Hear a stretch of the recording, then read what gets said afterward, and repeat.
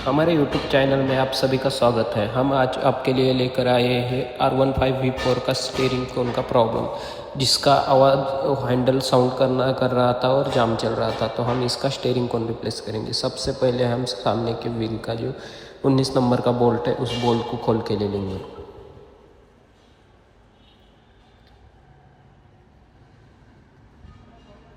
उसके बाद जो फ्रंट के फेंडर है उसके चारों बोल्ट जो है वो चारों एलिंगी बोल्ट को हम एक एक करके खोल के ले लेंगे।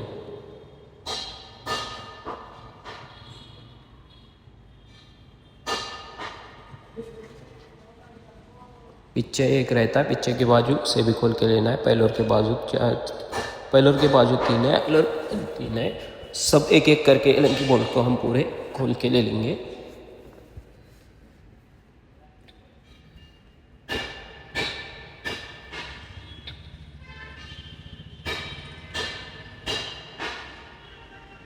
अब जो ये डिस्क का कैलिबर है उसे निकाल लेंगे। तो इससे निकालने के लिए हमें ये 12 नंबर के दो बोल्ट को निकालना है और फेंडर का 8 नंबर का बोल्ट और ये बेस सेंसर का 8 नंबर का बोल्ट, ये पूरे बोल्ट को बाजू को निकाल देना है।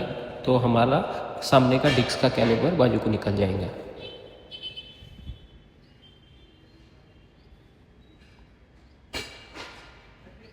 ये ABS का सेंसर है और ये सामने का क्लैंप है जिसमें मडगार्ड भी फिट रहता है और सामने का जो कैलिबर है डिस्क का उसका पाइप भी फिट रहता है।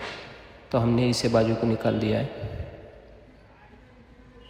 तब सामने के व्हील को बाहर निकाल देंगे। पहले एक्सल को बाहर निकाल देंगे, उसके बाद व्हील बाहर निकल जाएंगे। तो देख सकते एक्सल निकल गया है। अब व्हील को बाहर हटा देंगे हम लोग। उसके डिस्टेंस रहते उस डिस्टेंस को संभालना है हमें। अब सामने का जो फेंडर है उस फेंडर को निकाल देंगे। इसे निकालते टाइम ज़रा आसानी से निकालना है ताकि ये कड़क फाइबर रहने की वजह से टूटने का ज़्यादा प्रॉब्लम आती है इसमें। तो सामने के जो एल की बोल्ट्स है वो दोनों भी बोल्ट्स को लूज कर देंगे। ये पाइप को 2 है और पैलोर के पाइप को 2 है। तो नीचे एक एलन की बोल्ट है जो 8 mm का, उस एलन की बोल्ट को भी खोल के लूज करके ले लेना है ताकि हमारा जो बॉटम है वो नीचे निकल पाए। अब बॉटम को नीचे निकाल के ले लेंगे हम लोग। ये बोल्ट ज़रा दिक्कत करता है खोलने में, करके टाइम लग रहा है हमें निकालने में इसे।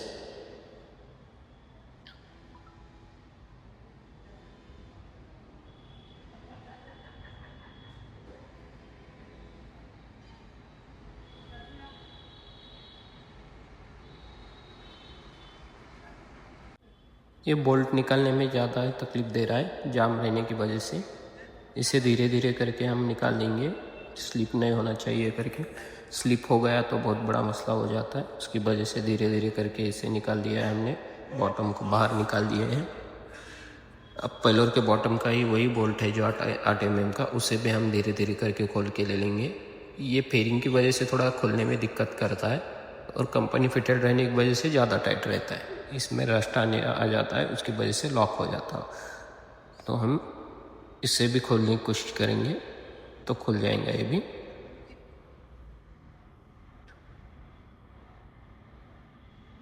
वहाँ एलन की बैठने के लिए भी ज़्यादा जगह नहीं है, उसकी वजह से थोड़ा तकलीफ करता है ये निकालने में। तो देख सकते हैं वो बॉटम भी निकल गया हमारा। अब ऊपर के हैंडल की टी बोल्ट है, उस बोल्ट को खोल के ले लेंगे। ये 22 नंबर का स्पिनर बैठता है इसे। तो देख सकते हो वो खुल गया है। इस बोल्ट को निकाल देंगे। कभी कभी ये हैंडल प्लेट में भी यहाँ से हैंडल प्लेट जाम हो जाती है, वो भी निकालने में दिक्कत करती है, पर ये फ्री थी जो आसानी से निकल गई। अब जो टी के बोल्ट है उस बोल्ट को निकालेंगे हम। पहले जो लॉक है उस लॉक को निकाल दिया है, अब बोल्ट को निकाल देंगे। जो पहले ऊपर की नट हटा देंगे, उसके नीचे एक रबरिंग रहती है, उस रबर को बाहर निकाल देंगे। अगर वो रबर अच्छी नहीं है तो उसे रिप्लेस कर देना है हम लोगों को, अगर अच्छी है तो रख देना है। तो वो रबर है। अब वो जो नीचे का बोल्ट है उसे थोड़ा जाम रहने की वजह से उसे ठोक के निकालना पड़ा हमें, तो उसे निकाल देंगे क्योंकि इसमें थोड़ा ज़्यादा गर्म रहने की वजह से वो थोड़ा लॉक हो गया था। देख सकते हैं आप फ्री हो गया है, ये निकल जाएगा।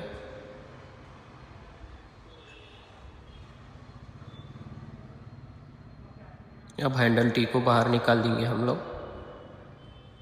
इसमें हॉर्न फिट रहता है, उस हॉर्न के कपलर के वायर रहती है, उस वायर को भी निकाल लेना है हमें पहले। वो वायर निकालने के बाद ही टी नीचे खींचनी है। तो निकल गया है हमारी टी। अब दिखाएंगे आपको वो स्टीयरिंग कोन की बहुत बेकार कंडीशन है, पूरा स्टीयरिंग कोन घस गया है। तो हम इसे जेन्युइन स्टीयरिंग कोन ही यूज़ करना है, लोकल नहीं यूज़ करना है। तो ये देख सकते हैं, ये ओरिजिनल वाला कॉन्सेप्ट है, जो उसकी MRP है 1027 रुपये, और ये जापान का इंपोर्टेड आता है, इंडियन माल नहीं आता है। तो उससे बाहर निकाल के दिखाएंगे कि नया स्टीयरिंग कोन कैसा रहता है। ये देख सकते हैं, चारों कोन है, उसमें बॉल है, ऊपर का बॉल, नीचे का बॉल, और उसमें एक वरिंग आती है जो हैंडल टी के कोन के नीचे बैठ जाती है। उस वरिंग को लगाना है, नहीं तो अंदर पूरी धूल जमा हो जाएंगी और ग्रीस खराब हो जाएगा, पानी जाएगा, उसकी वजह से जल्दी कॉन्सेप्ट खराब नहीं होना चाहिए।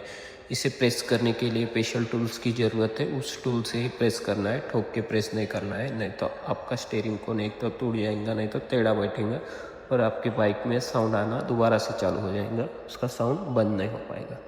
इसलिए इसका स्पेशल टूल्स होना ज़रूरी है। वो स्पेशल टूल्स रहेगा तो ही आप कॉन्सेप्ट को प्रेस कर सकते, वरना ठोक के प्रेस करने जाओगे तो टूटने की 99% टूटने की प्रॉब्लम आती है उसमें। तो उस टूल्स होना बहुत ज़रूरी है आपके पास। इस टूल्स को जैसे ही आप टाइट करोगे वैसा आपका कोन टाइट होती चलेगा, लॉक होने के बाद समझ में आएगा। तो उस टूल को बाहर निकाल दो।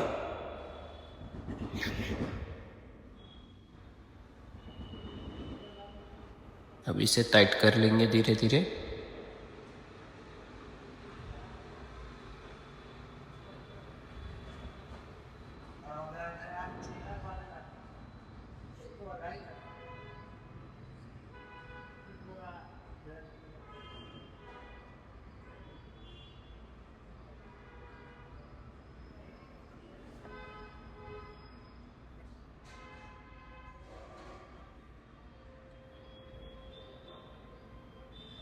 इसे अच्छी तरह से टाइट करके लेना है जब तक ये लॉक नहीं होता। लॉक होने के बाद समझ में आएगा कि ये लॉक हो गया है, फिर उसे खोल के ले लेना है। अगर बिना लॉक होते ही आप छोड़ दोगे तो पूरा कोन प्रेस नहीं हो पाएगा, आधा ही कोन प्रेस हो जाएगा।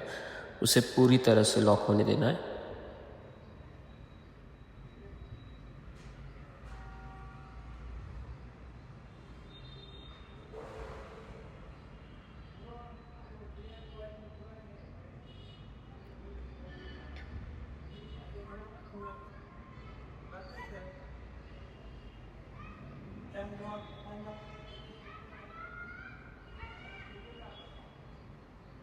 लॉक हो गया है, ये देख सकते हैं लॉक हो गया है। अब खोल के निकालना है इसे।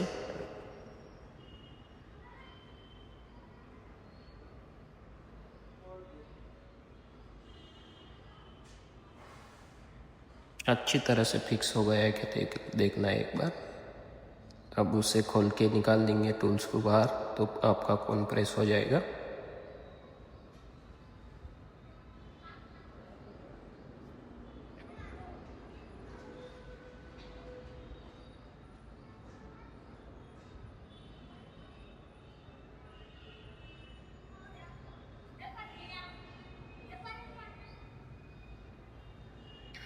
अब टूल्स को बाहर निकाल देंगे।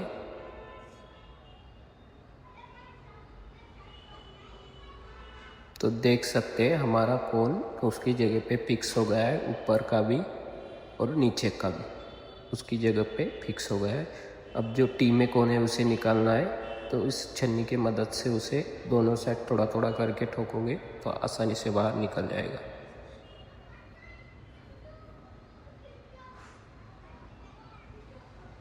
देख सकते ये कोन निकल गया है। उसके नीचे की जो रबरिंग है, उस रबरिंग को हमें नया डालना है जो कॉन्सेप्ट के अंदर नहीं आ जाती है।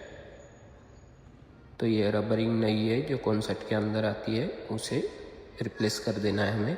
और ये जो है टी में का कोन है, इस कोन के ऊपर पुराने कोन को रखना है और इनर ट्यूब के पाइप के हेल्प से आप उसे प्रेस कर सकते हो।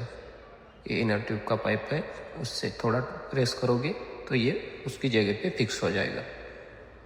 तो देख सकते हो उसकी जगह पे फिक्स हो गया है।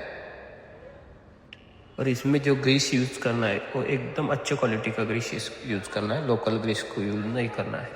अगर लोकल ग्रीस यूज़ करोगे तो आपका जल्दी से कॉन्सेप्ट दोबारा से ख़राब हो जाएगा और दोबारा से साउंड आना चालू हो जाएंगे। इसे अच्छे क्वालिटी का ग्रीस यूज़ करना है, इसलिए मैं जो ग्रीस यूज़ करता हूँ ये काब्रा कंपनी का, जापान का अच्छा एकदम टॉप क्वालिटी का ग्रीस है। इस ग्रीस का ही मैं यूज़ करता हूँ। ये ग्रीस जल्दी पानी नहीं पकड़ता है और जल्दी से ख़राब भी नहीं होता है, उसकी वजह से इस ग्रीस को मैं यूज़ करता हूँ। ये ऊपर का स्टीयरिंग कोन है, इसे भी अच्छी तरह से ग्रीस लगा के ले लेंगे हम लोग। और ग्रीस इतना ज़्यादा भी नहीं लगाना है कि जो आप पूरे टी पाइप के अंदर ही ग्रीस भर देते हो, वैसी गलती नहीं करनी है। ज़्यादा ग्रीस भी ख़राब हो जाता है, उसे जितने ग्रीस की ज़रूरत है उतने ही ग्रीस लगाना है। नहीं तो वो टी के पाइप के अंदर भी कुछ लोग ग्रीस भर देते हैं, उसमें ग्रीस भर के कुछ मतलब नहीं आता है, क्योंकि स्टीयरिंग कोन जो है वो बॉल के ऊपर चलता है, ना कि अंदर के डंडे के ऊपर। आप लोग वहाँ अंदर का जो डंडा है टी का, उस पर भी ग्रीस भर के अंदर ढकल देते हो, वो गलती नहीं करना है। उससे खाली गंदगी भी बढ़ जाती है, उससे कोई प्रॉब्लम, वो ग्रीस का कोई सब भरने की ज़रूरत नहीं है। ये बॉल के ऊपर ही स्टीयरिंग चलता है, नीचे नहीं चलते रहता है।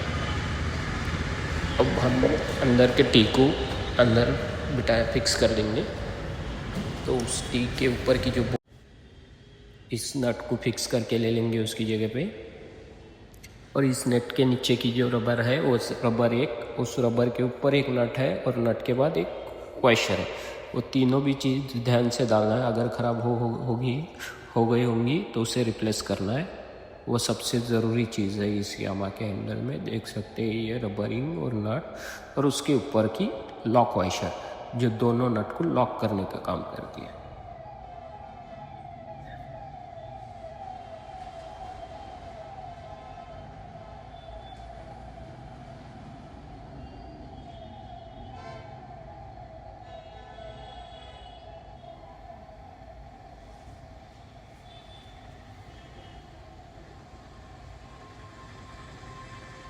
ये है लॉक वॉशर।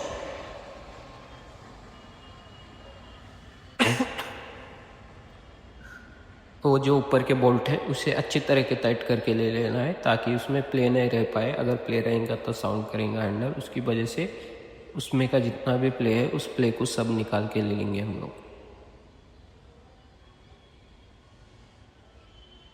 अब जो टी प्लेट है उस टी प्लेट को बिठा के ले लेंगे और टी प्लेट को थोड़ा ग्रीस लगाना है ताकि वो दोबारा से जाम ना हो पाए।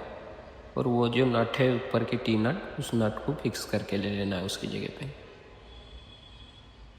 इसे अभी टाइट करना नहीं है, जब पाइप बिठाओगे उसके बाद ही टाइट करना है। ये देख सकते हैं ये इनर ट्यूब पाइप है, ये पूरा बॉटम हम बिठा के ले लें। पहले इसे बिठा के ले लेंगे उसकी पोजीशन में, उसके बाद टी प्लेट को टाइट कर देंगे ताकि उसकी एकदम एक्यूरेट पोजीशन आ जाए। आप पहले ही उस बोल्ट को टाइट कर दोगे तो आपकी टी बेंड रहे जैसी लगेंगी और आपका हैंडल टेढ़ा दिखना लगेगा। तो इसे पहले फिक्स करना है पाइप को और उसके बाद टी को बोल्ट को फिक्स कर देना। अब जो नीचे का इनर का 8 mm का बोल्ट है उस बोल्ट को अच्छी तरह से टाइट करके ले लेना है। ये बोल्ट टाइट करने में भी दिक्कत देता है और खोलने में भी दिक्कत देता है, करके इसे खोलने में भी टाइम लगता है और फिट करने में भी टाइम लगता है।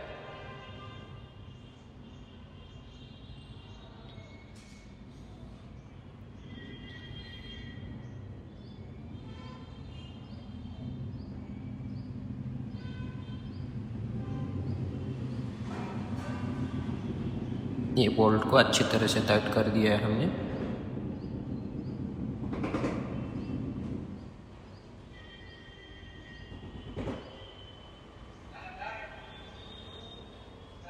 एकदम अच्छा टाइट करना है ताकि लूज ना हो पाए। अब दूसरे बॉटम को इसके ऊपर जो दो टाई क्लिप रहती है और उसमें जो हॉर्न का कपलर, हॉर्न का जो वायरिंग रहती है वो वायरिंग उसमें अटैच रहती है, तो उसको उस टाई क्लिप को इसके अंदर लगा के वायरिंग को उसकी जगह पे फिक्स कर देना है और पाइप को उसकी पोजीशन दोनों तरफ सेम है कि चेक करना है। ज़्यादा ऊपर नहीं जाना चाहिए, ज़्यादा नीचे नहीं रहना चाहिए। अगर आप ध्यान नहीं देंगे तो एक बॉटम ऊपर एक बॉटम नीचे रहेंगे तो आपकी गाड़ी चलते टाइम हिले जैसे लगेंगी और गाड़ी रास्ते में टायर की बेयरिंग गए जैसा लगेगा। तो उस पाइप की दोनों को भी अच्छे से बैलेंसिंग करना है, ना ज़्यादा ऊपर होने देना है ना ज़्यादा नीचे होने देना है। उसकी एक्यूरेट जो जगह है दोनों की सेम कंडीशन में फिट करना है। और नीचे का ये 8 नंबर की एलंकी है, उस एलंकी को हम अच्छी तरह से टाइट करके ले लेंगे।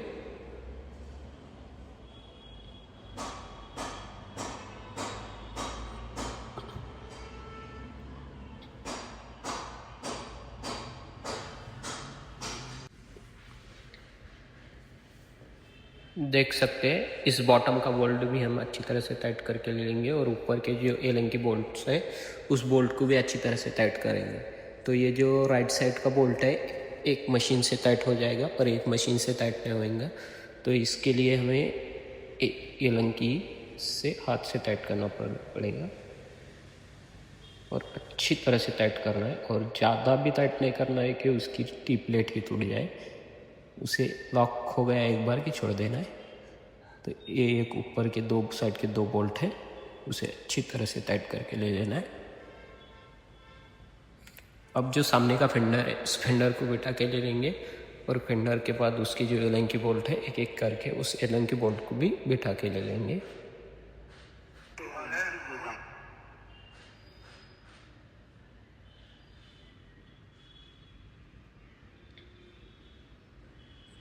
दस नंबर के एलंकी बोल्ट है और उसका जो ऊपर का टी है वो 4 mm का बैठ जाता है।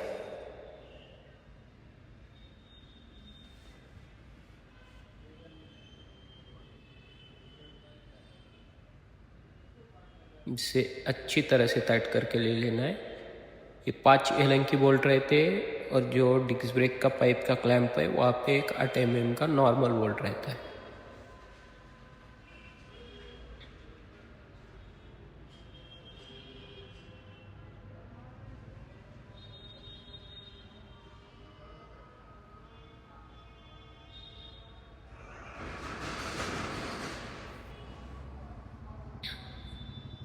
अब जो सामने का व्हील है उस व्हील को बिठा के ले लेंगे। जो दोनों टाई साइड से दो डिस्टेंस है उस डिस्टेंस को बिठाना है और उसके बाद एक्सल, तो इस डिस्टेंस को अच्छी तरह से बिठा के ले लेना। थोड़े बिठाने में दिक्कत करते हैं क्योंकि दो दो रहने की वजह से दोनों हाथ एक जगह ही हो जाते हैं। तो देख सकते आसानी से हमारा एक्सल बैठ गया है। अब जो इसका कैलिबर है इस कैलिबर को बिठा के ले लेंगे और कैलिबर की जो पट्टी है जो जिसमें बेस सेंसर का कपलर बैठ जाता है और ये 12 mm के दो बोल्ट है जो कैलिपर को बैठते हैं और 8 mm के दो बोल्ट है जो ऊपर के एक क्लैंप को बैठता है और एक बेस सेंसर को बैठता है। जो छोटे वाला 8 mm का बोल्ट है वो बेस सेंसर का और जो लंबे वाला 8 mm का बोल्ट है वो ऊपर के फेंडर और केबल लॉक का है। ये ABS सेंसर है और ये छोटे वाली जो बोल्ट है ये ABS सेंसर की। बोल्ट यहाँ की वहाँ की यहाँ नहीं बिठाना है। अगर लंबा वाला बोल्ट ABS सेंसर को बिठा देंगे तो ABS की प्लेट बेंड हो सकती है और फेंडर को लंबा वाला बोल्ट है वो दोनों ध्यान देना है। और ये 12 mm के ब्रैकेट बोल्ट है जो डिस्क कैलिबर के। अब इसका 19 नंबर का बोल्ट है जो मेन एक्सल को बैठता है व्हील के, उसे अच्छी तरह से टाइट करके ले लेंगे। तो ऐसे ही वीडियो देखने के लिए हमारे चैनल को फॉलो, लाइक और सब्सक्राइब करना ना भूलें।